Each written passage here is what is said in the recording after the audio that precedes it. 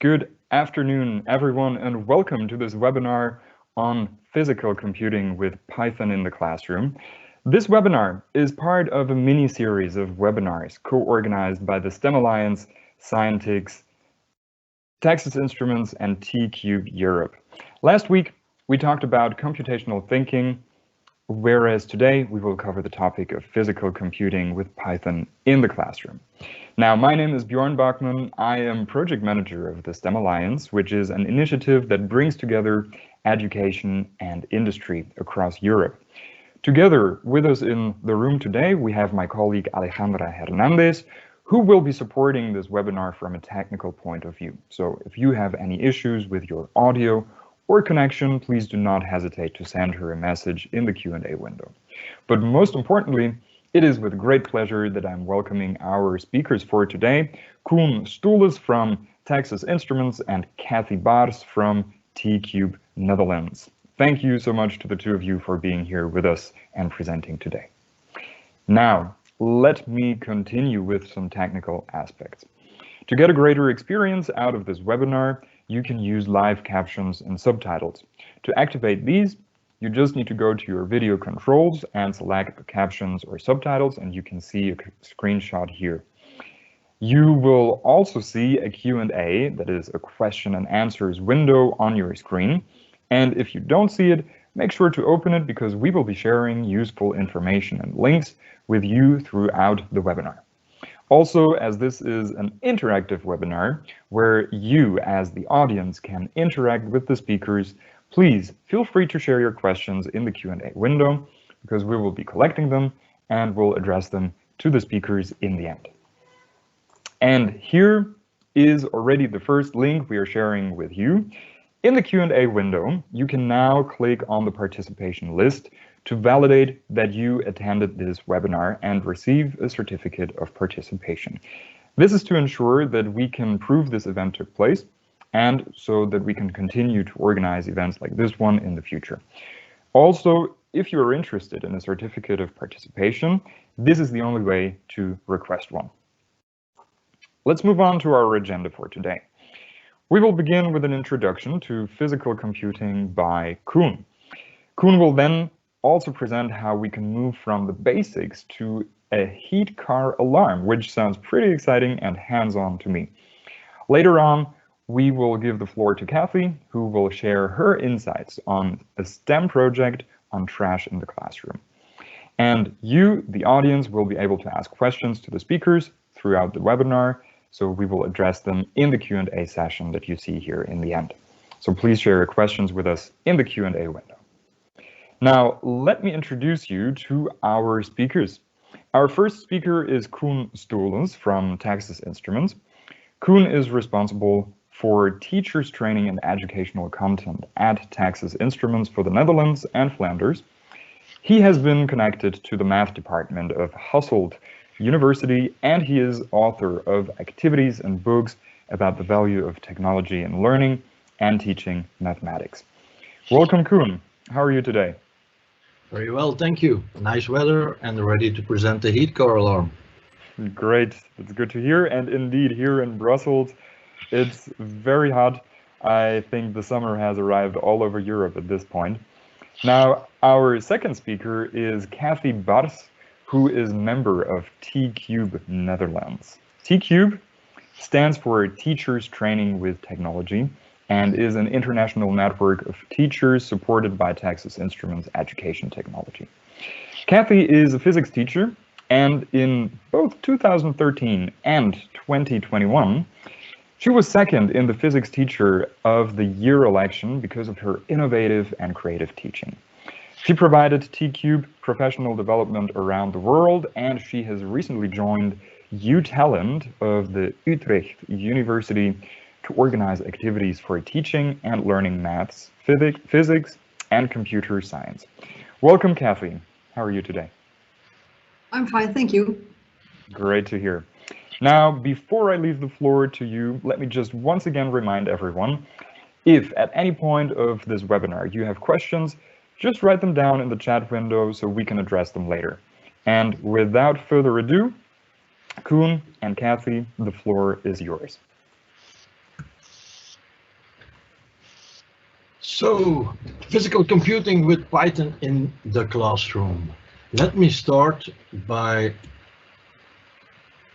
a statement of a researcher of the Potsdam University. She phrased it as follows: it's a kind of design of real-world interactive objects which are arising from student imagination. She published this in 2014. You can get more information when you click on this link when we share the presentation. So, important here to say, arise from student imagination. When we Google physical computing and we move to Wikipedia, we find this definition of physical computing. It involves interactive systems, understanding the digital world, do-it-yourself, and as a semiconductor company as well, it's important to translate analog input to a software system or control hardware.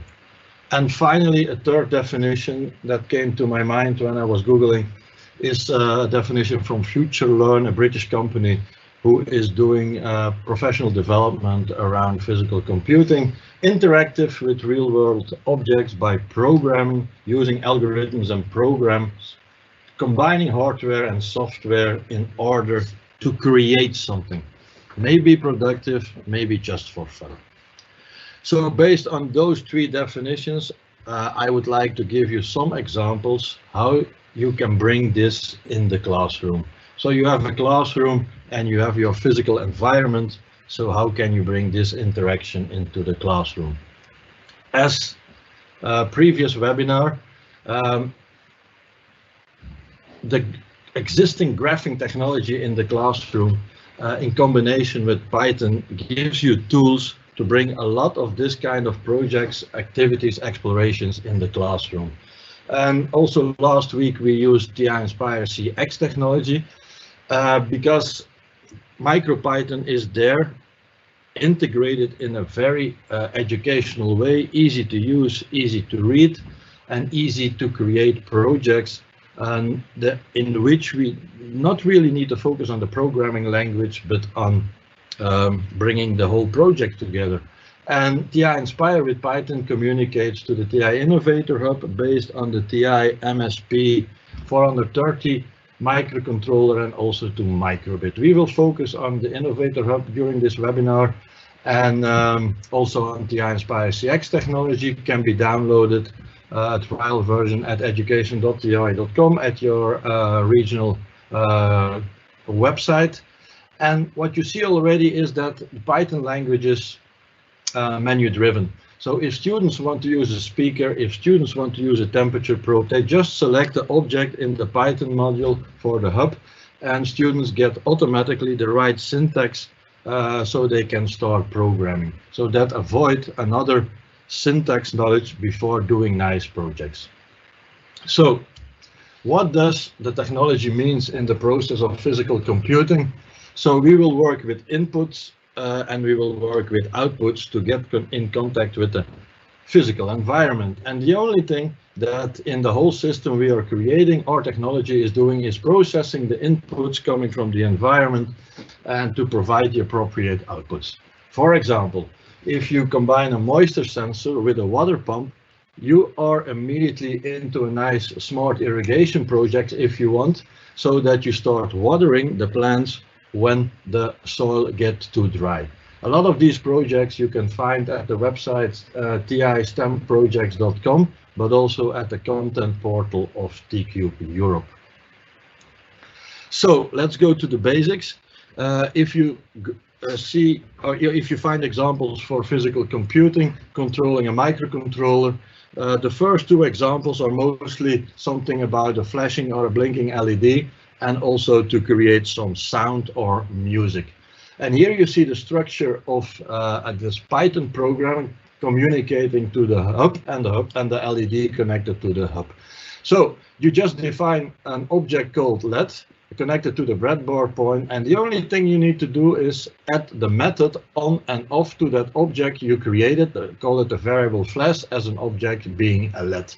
And you put that in a loop.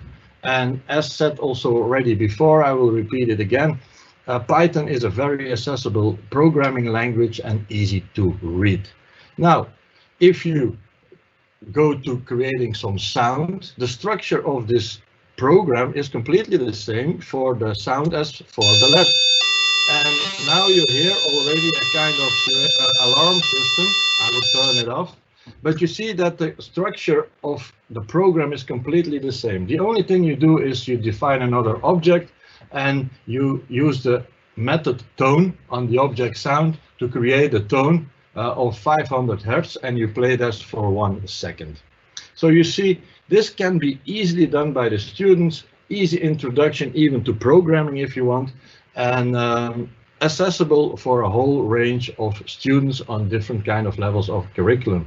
And when you combine those two programs, something else before, if you are in a higher level or a real in-depth physics class, you don't have to use a real speaker or a prepared speaker for you, but you can create your own speaker. So with a coffee cup and creating a coil in combination with a nail to create a magnetic field and a MOSFET transistor, students can create their own speaker from which they can play some music. So very attractive, but it depends sometimes what you want to do with your students, depending on the level of the course and the level of the programming and engineering you want to do with your students. So what I just said, if you combine those two examples, sound and the flashing LED, you create a real alarm system. So when the LED is on, you get a different tone than when the LED is off. So you just combine those two pieces of code and you have already a first nice project for students. They create something that they control and they can decide what the output is. But to have real interaction with the environment, you also need to collect data from the environment. And here you will see a pretty similar structure of the code again, but in this case you are not sending signals to a speaker or to an LED, but you are measuring values from a temperature sensor connected to the input 1 port. And I also replaced the for loop with a while loop, and until I press the escape key, the system will measure the temperature and will print the temperature in the Python shell. So each half a second you get a new value if I put my finger on the temperature probe. Next example, very similar to the temperature, is measuring the magnetic field with a Hall sensor. Again, I define the object of the class magnetic, and what I do now is just for the temperature, I measure it and I print the value of the Hall sensor. But now I combine it with a logical condition. If the value is smaller than 100, meaning that there is a magnet close to my Hall sensor, then I print magnet detected, otherwise I will print magnet not detected. So now you have very basic things about how to read and control input and output devices. And with this only, you are ready to present a project to students in a way like do it yourself. So, and that project can be a heat core alarm. Please don't let us in the car, definitely not with that heat outside. And what I'm doing here, I define a LED object, a speaker object, a temperature object, a magnetic object, and these 4 devices I'm going to combine to simulate a heat core alarm. You can do it with the sensors only, but you can challenge your students even more to build in all the sensors in a Playmobil car. Last year I started playing again with Playmobil. So what we described last week is that process of computational thinking. So when we're going to simulate this system, or when we're going to steer and control this system by Python, we can also use this process of computational thinking. So what do we want to do? So first of all, we want to know what the temperature is in the car. When the baby is not in the car, we will give an output. If baby is not in the car, no problem. If the baby is in the car, but the temperature is below 30, possibly we need to decrease the threshold of the temperature to make it safer for the baby. But if the temperature is below the threshold, baby is in the car, but no problems yet. But when the baby is in the car and when the temperature is above the threshold, we give an alarm system to indicate that the parents need to return to the car. So how to translate that to a Python code, not so complicated. So as I said, the definition of all those objects has already been done in those 4 examples.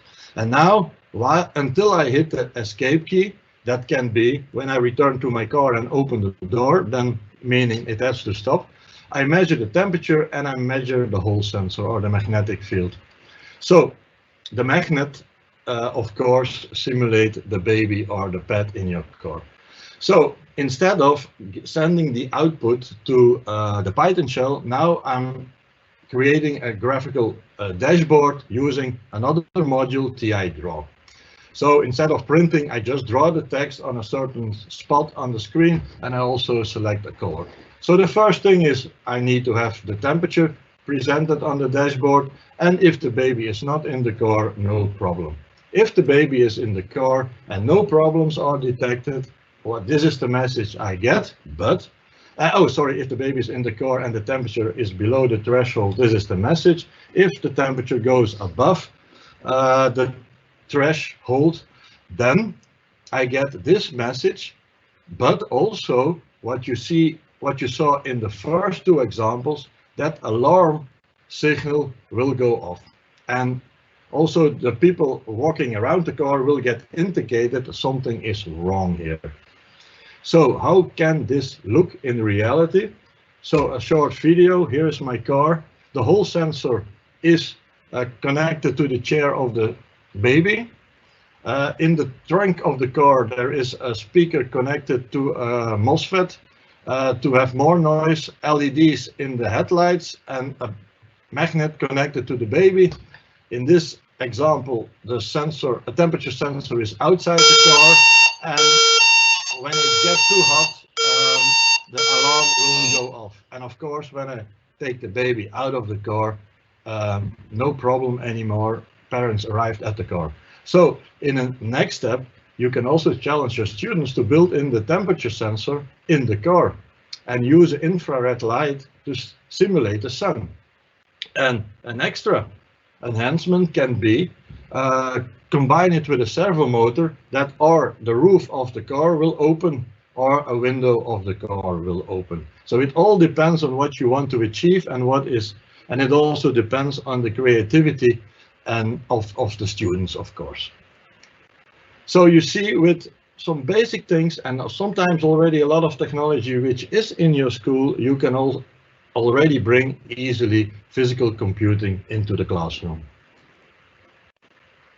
Now go a bit more into the connection as one example for physics and mathematics. So what we are going to do here is exploring a uniform linear motion. So what I'm doing here is a TI Innovator rover or a robot car is driving in the direction of the wall. That car will stop when it is 10 centimeters away from the car. So I'm not going to explain exactly what is happening here, but to summarize, while the car is driving, I'm collecting the distance and I'm collecting the time. The time I collect with the command clock. So a very unique feature of TI Inspire technology, also for the TI-84 technology, is that the Python programming language can exchange data with all the other apps and all the other math functionality to make the analyses. So if I run this simulation, you see what can happen.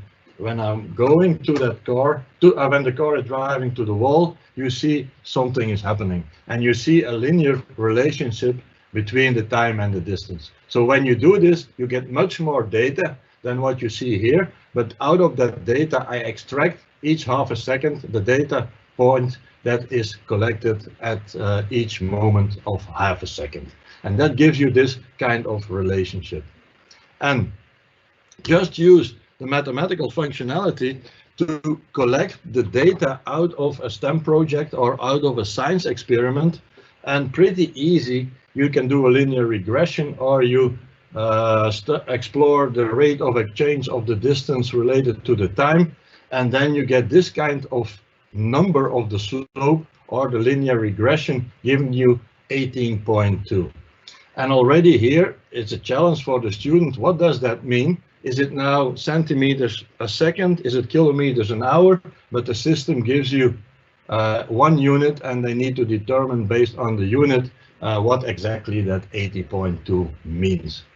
So here I just wanted to show you some examples how easy it is, I would say, to bring for pretty much each student who is studying general secondary education some physical computing and computational computing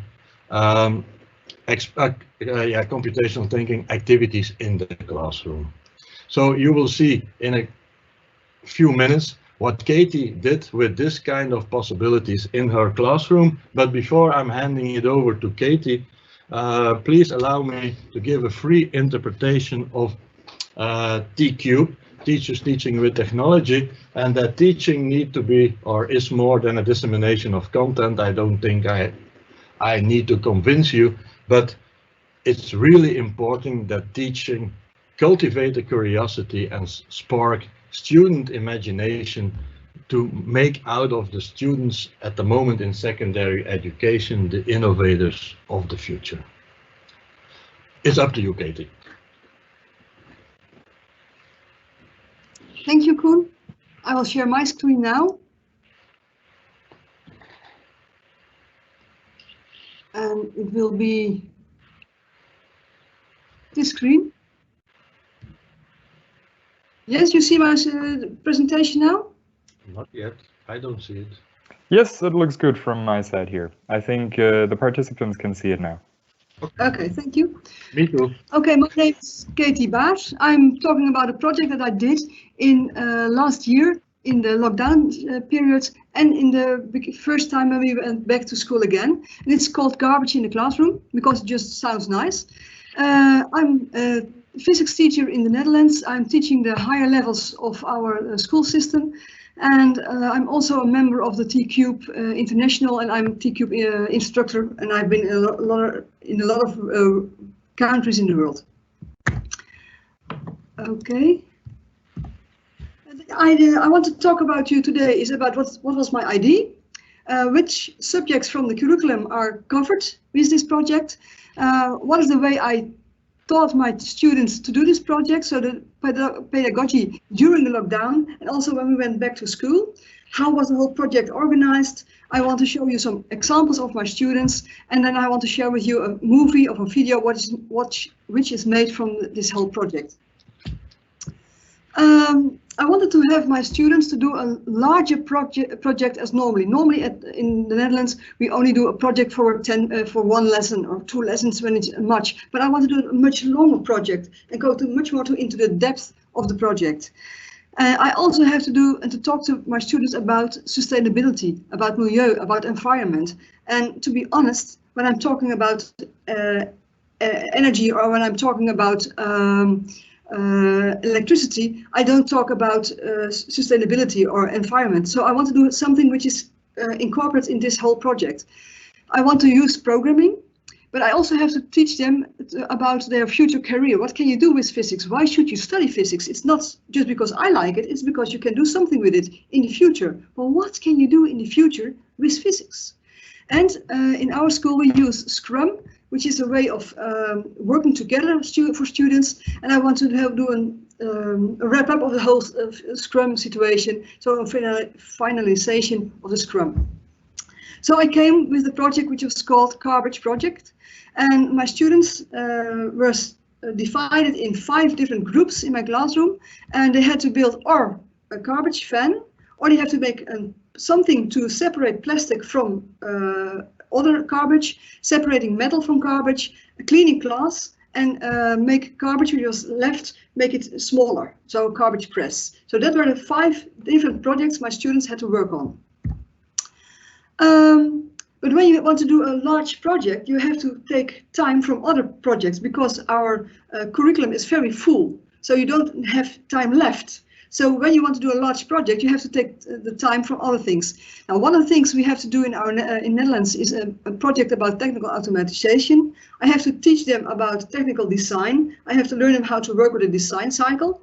They have to learn how to use internet for information, but they also need to know how to present the information that they have found. I have to teach them about sustainability, climate and environment, so that also takes time. And they have to learn how to communicate about physics, not only to make calculations, but also to have to make reasoning and explanations about what is happening in physics. I have to give them an orientation on study and career in the future. We have to do modeling, computational thinking and programming, and also technical skills in using apparatus, and at least they have to know how to use the computer in general for science. So all these things are covered in this project. And when I do it in one large project, I have time to do this project for 3 weeks. So that's why I decided to do it in this way. And my target was use of physics in a project that is larger and extending my classroom, because a lot of students think that physics is only taking place in the classroom, but it takes place outside the classroom. And I want to share with them, yes, that's what you can do. This is what is happening in real life, and this is what we can build ourselves. Okay, I started this project a year ago in June, and then we were in lockdown. So my students were at home. I was sitting here where I'm sitting now, and I wanted them to learn to program. They had to learn to program motors, actuators, and with sensors. But it wasn't possible. It was not possible because my students were at home and they didn't have the materials. So I wanted to learn them to program, but how? And then we started a project which was called Art in Python. So we made nice pictures nice colorful pictures in Python, and we did it in REPL-IT because we wanted to use it on the calculator, but it wasn't yet free to use on a calculator, so we used a different program to learn to program the Python language. And when they had a problem, we used that in the chat. We had a Zoom connection like this, and when they had a problem with their program, they put it in the chat, I put it on my screen, and then we all together were looking for the errors in the program, which was very valuable. But normally when they have a problem, they say to me, it doesn't work, I can't find the problem, and I'm looking on their calculator or on their screen, and then all the things happen in my head and they don't see what is happening in my head. But now when we did it on the screen and we used the chat for all the errors and we put it on the screen, everybody could help find the errors, which was really very nice to do. It was, for me, it was a learning moment. Yes, this is the way I have to teach programming. It's better to do it in this way than when you're in the class. It was really nice to see. And then in the last 3 weeks of the school year, my students were allowed to go to school for only 20 minutes. So I saw them 20 minutes a week. That was all I saw them in real. And I wanted to share with them some activities about programming. And I wanted to connect the turtle graphics that we did in the art project to the rover, because the rover and the turtle, you can let it walk around the screen or walk around the floor in the same way. And that made it very easy for them to see, hey, the rover is doing what I wanted to do, but it's the same as the turtle was doing during my art program.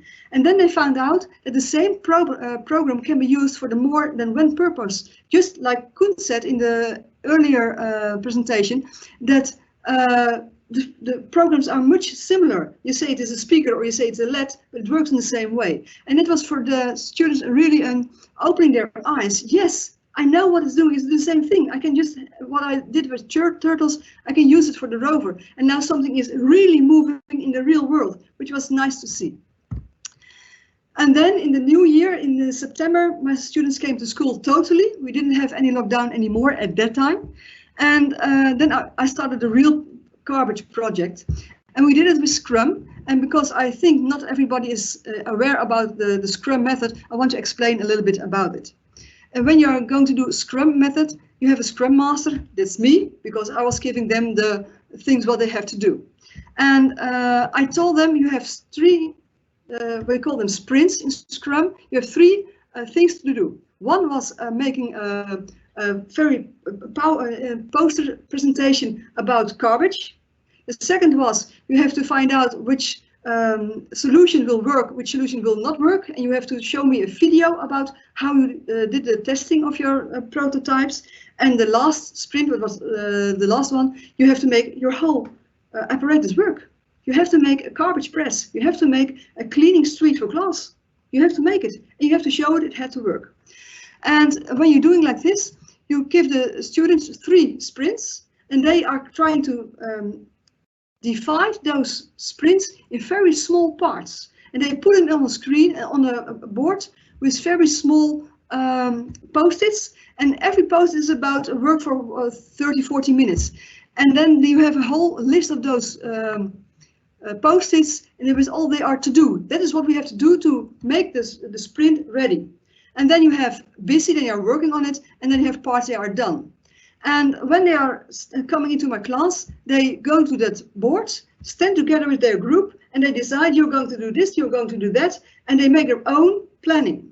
And at the end of the lesson, they make a stand-up again, and they say to each other, you're going to do that at home, you're going to do that at home, and you're going to do that at home. So they're giving homework themselves. I'm not giving them homework, they are doing it in their own way.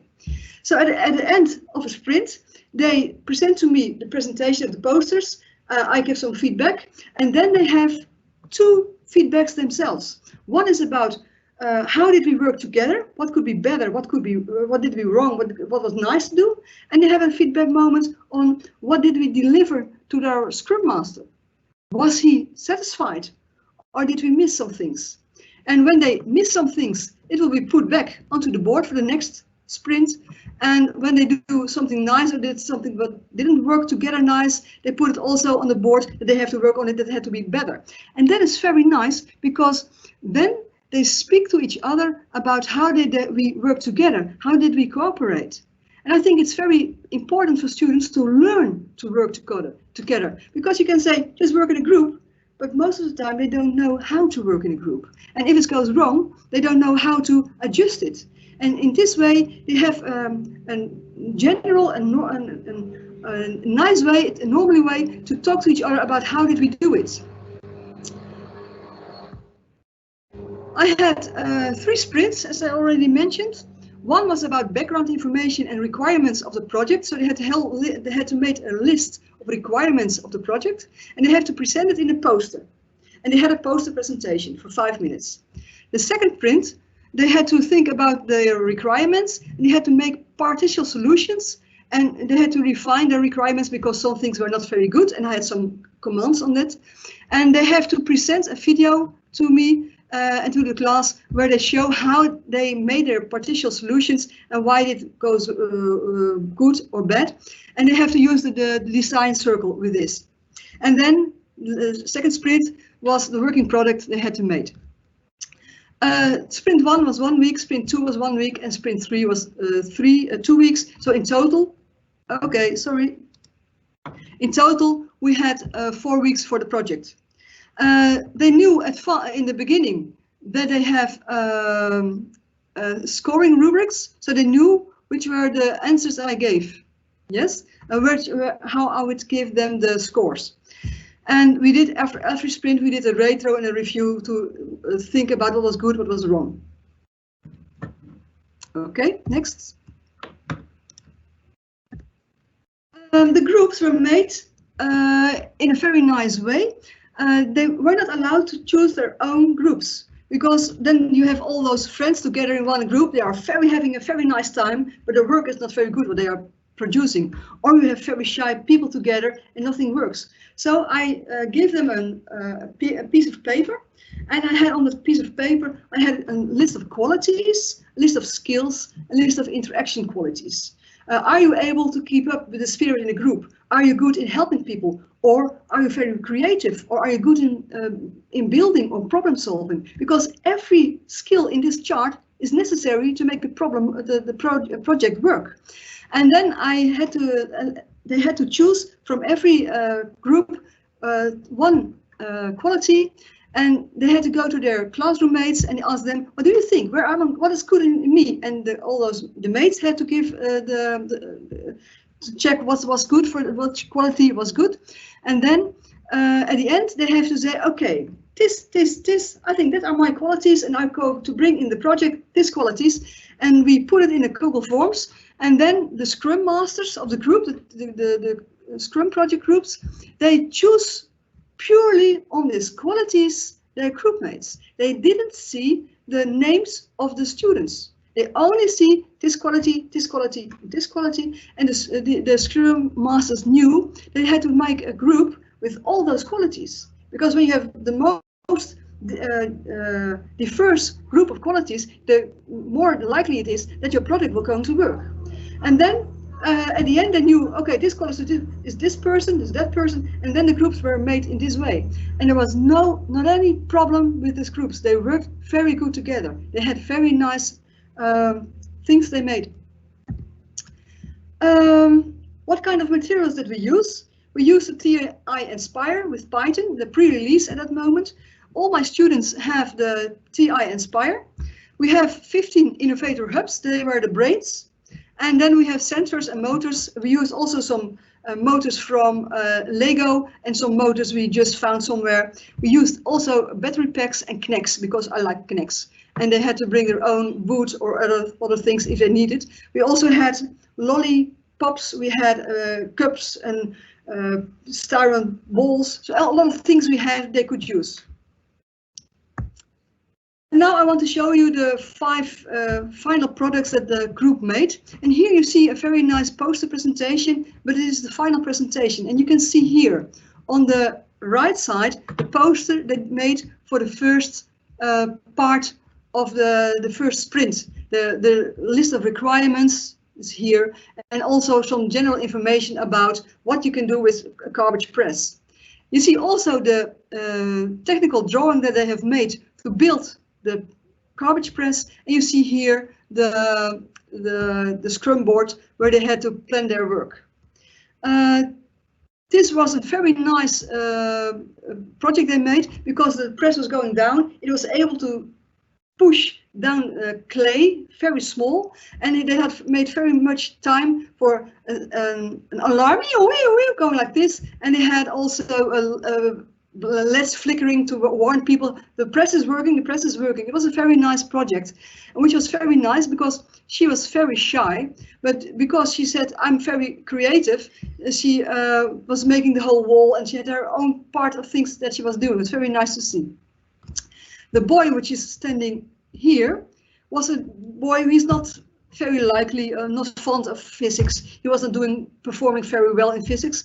But during this project, he was so very engaged. He helped all the groups by making this kind of technical drawings because he liked it. And then I started to talk with him and I said to him, where are you going to study after your high school? I don't know what I want to do. I said, but you like this, you can do a career in this. Yeah, but this is playing. No, it's not playing, it is a profession. And after that, he became very happy because now he's going to study this kind of, I don't know how to call it in English, but he's going to do a studying in this way. So I'm very proud that this project made him aware of what he could do in his career, in his future career. This was a group, they had made a cleaning street for glass. They used very much sensors. If you see here, the rover, he is carrying and pushing a glass, and it's going to a strength sensor. Then a pump is pumping water into the glass because it had to be to clean. Then it goes a little bit further. Then it goes here like it was a stick, so the glass was tumbling down. They had to find the water was also spilling to the ground, but they had a nice bag to collect the water. And then it came here, and then the ventilator starts to turn because it has to dry the glass, which was very nice to see, and it worked very good. This was a group, they had to separate plastic from water, and they had a large problem because it didn't work, and the final moment, the connection here with the motor broke down, and the balls didn't want to go with the wheel, so they had a lot of problems, and this group was not very good in solving problems. And you see here the boy from the garbage press helping them. It was very nice because the groups were going to help each other also. And here you see the separating metal. You see here a core. You see here a conveyor belt and a motor going to turn here, and then the whole system was going to turn. The the coil was collecting the metals, then it goes back and it was releasing it again. So the metals were separated from the other things in the bag. So it's very nice to see. Here's another group. They were trying to make a better, more efficient garbage van, but it was very fragile, and although it could come up, it didn't work very good. And you see here also that it's the girl who's doing the programming, and that was a result of the art project we did in the beginning of the project, because the girls liked to make nice art. So they were much more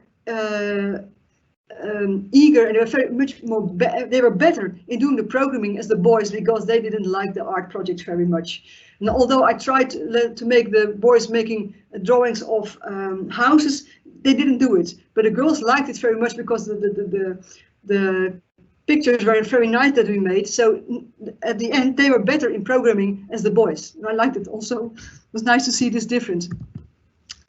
I have asked Alejandra to share with you a video link. It's a video that is made of this whole project, and I want you to watch it, and then you can watch it for about 7 minutes, and then in 7 minutes we will continue again. I won't share it like with my screen, because then it's going much to flicker and it's not good to see. So please use the link and go watch the video yourself.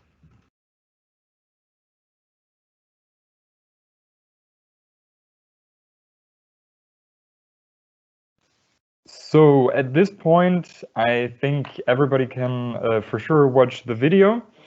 We shared the link here in the chat, but just to move on with the webinar, so that we stick to the time, I would suggest we already move on. And this video, of course, will be available on YouTube further on, so you can check it out after the webinar. It's really interesting, and I would suggest we move on to the next part of our presentation. I think, Cathy, you're done pretty much? I'm done. Okay. So at this point, then, let us move to the question and answers part. I'm quickly going to upload the slides here. And at this point, please, if you have any questions about what the speakers talked about, what Koen and Cathy were presenting, just let us know in the chat window, and we can address this. Now, some questions we've already received beforehand were related to the application of Python in the classroom. So, for instance, we received where is Python used and in which environments can we shape it by writing code. We also received a question on how this can be integrated into STEM classes, and I think we got the answers here, because Koen and Cathy both presented very interesting and very hands-on activities, both on, for instance, a heat alarm in a car, but also on garbage collection and a very concrete project. So I would like to turn this question around and ask you, the audience, if you have any more ideas of how Python or coding generally can be made hands-on and can be connected to real-life examples. I think here in the Q&A window, we can exchange a bit, and you can just post your ideas very quickly in keywords. I think it's going to be very interesting to exchange, since we're all from different places in Europe, different kinds of schools and different educational systems. So I think it would be interesting to see your views on this. So please post it in the chat. In the meantime, I would like to ask a question to Cathy. You mentioned this in the beginning of your presentation, that it's sometimes hard to make space for these projects in the curriculum. So do you have any advice on this, how you can integrate these great and very inspiring projects, which really help the students to get an idea of what STEM careers can be like and what kind of skills can be trained? So do you have any advice to our teachers here today? Yes, when you see your curriculum, there are a lot of things you have to do. but you can combine those things together in one project, and then you don't have to do one project for this, one project for that, one project for that, because then it's very splintered in very small parts. But when you combine it together, then you have 3 or 4 weeks for it. So be clever about in the way how you make your whole project, so to cooperate something other skills that you have to train. Okay, so working across subjects and also working perhaps with colleagues. Contact. We could still hear you, so we got the answer. And I think also another good advice is working with colleagues, not working in isolation, but actually asking your colleagues what kind of projects they're working on, or if you can integrate this and working together there. Now, we've received some questions.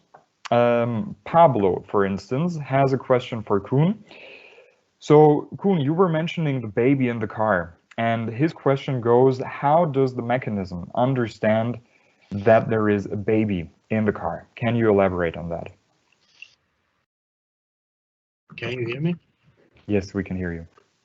Good. So the Hall sensor is detecting a magnet, meaning the south pole of the magnet, when you bring it close to the Hall sensor. So it's measuring a kind of magnetic field there, and if that magnet is close to that sensor, it will tell you, for example, then the value of that, the electric signal will be less than 100, and if it's away from it, it will be far above 100. So if you simulate it in the car, I just glued a magnet to the baby and I put it in the car or outside the car, and then that sensor detects if there is a magnet perpendicular to the sensor or not. So as you said in the beginning, I studied mathematics, so the Hall effect and the magnetic field is pretty complicated, and possibly for some students you can teach that as well. But it's rather complicated, I would say, for all students. But it's easy to say it detects a magnet, yes or no. And you already can also start discussing the south and the north pole of a magnet, because when you move the north pole to the sensor, it doesn't work. So a lot of aspect to discuss with your students and to ask what they are observing. Great. I think that is also, as you mentioned, a great way to connect different topics. And this is really important also when we look at Cathy's project, because she mentioned, for instance, also the ability to transfer concepts from the turtle to the rover, or also working on different 21st century key skills like working in teams and communication skills. So it's really great if the projects that you work on or any activity that you do in your classes, if they actually connect different topics and different skills. I think that is how we get the greatest outcomes in the end and the best benefit for the students. Now, we have one more question from Juliana, and you have already answered it in the chat, I believe, but I think it might be interesting for everyone to see. So, Cathy, how have you learned as a physics teacher? How did you learn programming? Can you elaborate on that? Yes, when I did my physics at the university, I had to learn programming in Fortran. And then I like programming. So then I learned Pascal, then I learned Visual Basic, and then I came to Lua and to Python. I just like programming. I just do it myself. I just start with it, because when you're going to do programming, you have a very quick feedback loop. Because it's not working, it's wrong. It's very easy. And when it's right, it does what you would like to do. So it helps you to sharpen your mind. And there are very much good materials for the Python programming on the website. Just put in your Google and put in a Python if statement, and you give all kind of examples how to use it. And there are also very nice materials from T-Cube, which is called 10 Minutes of Code. And also on the T-Cube side, there is very nice material of Python from, how is it called? Bert, he has made. How to start with Python. A lot of things are available. And just do it, try it. There's a very nice competition always in the December, which is called Advent of Coding, which is very nice to do because there are very small problems and you have to sharpen your own ability to program to make it better. It's nice to do. Thanks a lot. And I think we have even one suggestion for another application of Python and coding in the classroom. So solving quadratic equations using quadratic formula. So one participant posted this as an idea, but also for the others, if you have any ideas, or maybe you organized your own projects in the past, you can share this with us here in the chat. I think we would all be really interested in hearing and reading what is possible and just get some inspirations here. Now, another question was if this can be integrated into English class.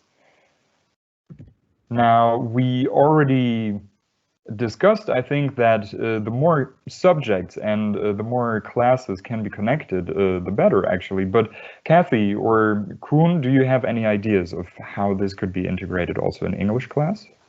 I have made from the garbage project, there is a paper in the sustainability part of the T-Cube Europe website. So the whole project is there on paper. Okay, great. And this way, it's in English and available to download there. So this way, it could perhaps also be integrated into an English class. Koen, do you? Yeah. So I don't know what exactly the purpose of the question was, but Python is an open source language. In our technology, we integrated MicroPython because it can communicate to microcontrollers. But if you look into Python, the complete packages you have, you can also, as Cathy did for the graphics, you can also work on text.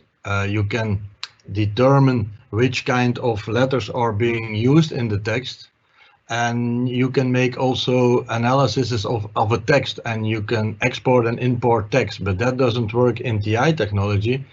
But possibly one application I did with Python and text is just coding text, that you do an RSA code and you put it in the Python and you get an encrypted message.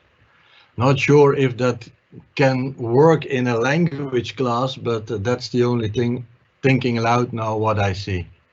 You could use Morse. Write a program for Morse.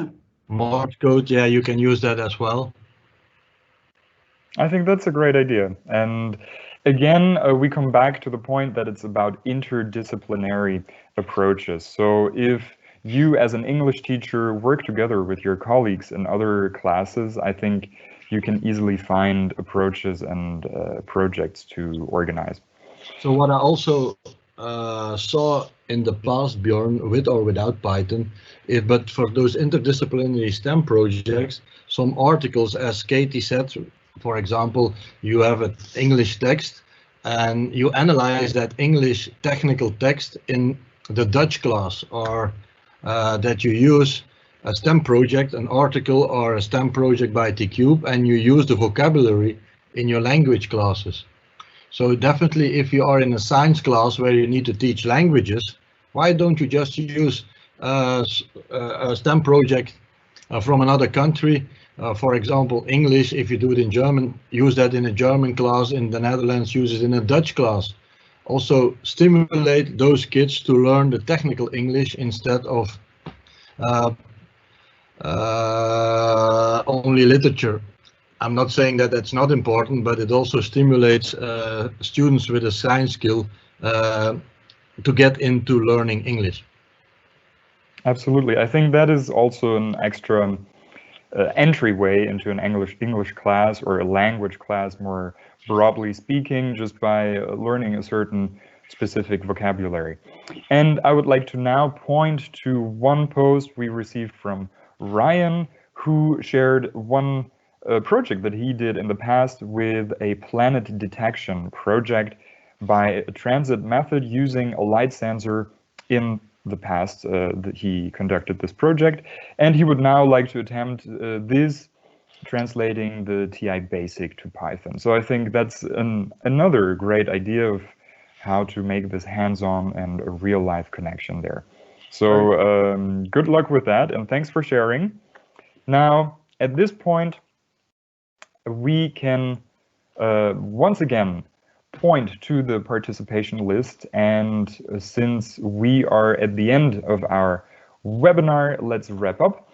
As previously mentioned, it is pretty crucial for us to validate that you attended this webinar via this digital signature list. And if you would like to receive a certificate of attendance, this is also the only way to request one. For those of you who are watching the recording of the webinar, please note that only participants who attended live will be able to receive a certificate. We are now sharing with you the link to the feedback survey, and we would really appreciate if you took about 3 minutes of your time to share your thoughts and feedback on today's webinar so that we know how to improve in the future. And as you know, this webinar is part of a mini-series of webinars co-organized with the STEM Alliance, Scientix, Texas Instruments, and T-Cube Europe. And if you enjoyed today's webinar on physical computing and you were not able to attend last week when we talked about computational thinking, then check out the webinar series webpage where you will find the recording, the slides, as well as the codes of last week's speakers and the examples that they gave there. If you want to stay up to date with what happens in the STEM Alliance, then have a look at our brand new LinkedIn page. You can follow us there besides Facebook and Twitter to be posted on the latest developments in STEM education across Europe.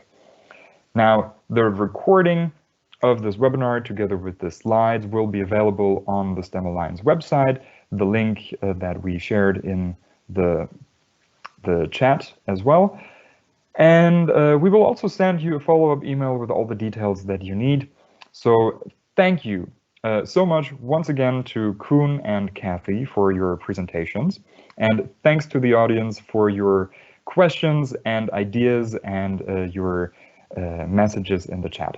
So that's all from our side. Take care, stay safe, and have a nice evening. Bye-bye.